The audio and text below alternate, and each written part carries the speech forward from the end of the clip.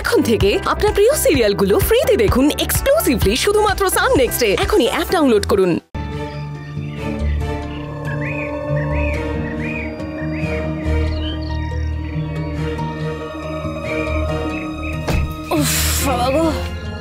অনন্তদা, তাড়াতাড়ি চলো, সন্ধ্যের মধ্যে আমাকে আবার ফিরতে হবে, নইলে গুরুদেব খুব রেগে যাবেন।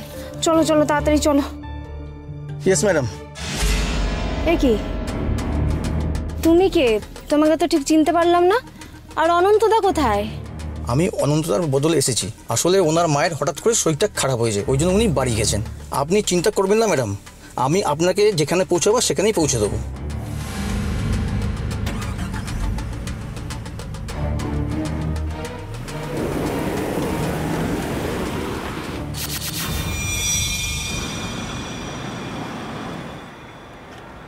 কি হলো ব্যাপারটা? মোহিতবাবু তো বললেন অনন্তদাকে বলা আছে, তাহলে অনন্তদা হঠাৎ এলো না কেন? এমন তো কখনো করে না অনন্তদা। কোথাও গেলে জানিয়ে যায়। একটা ফোন করবো ওনাকে। না থাক, হতেও পারে মায়ের শরীর খারাপ। আগে ইন্টারভিউটা দিয়ে আসি, তারপর দেখছি।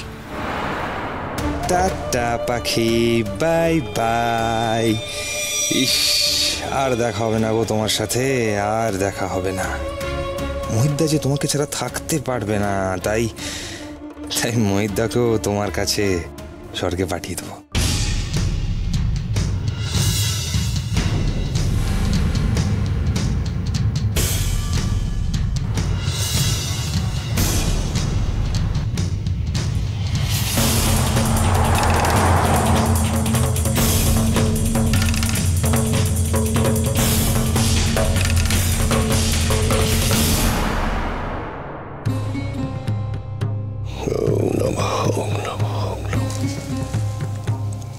এসো এসো মোহিত।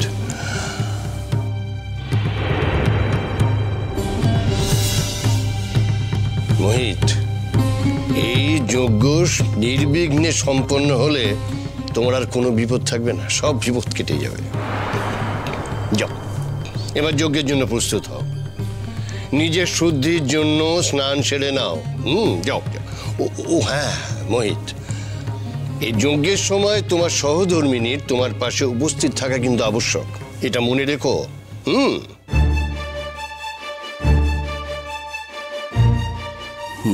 গুরুদেবকে কি করে বলবো যে পাখি বাড়িতে নেই? না থাক, দরকার নেই। পাখি যজ্ঞের আগে ঠিক চলে আসবে। পাখি নেই জানলে গুরুদেব আবার রুষ্ট হবেন। কি হলো মোহিত, কি ভাবছো?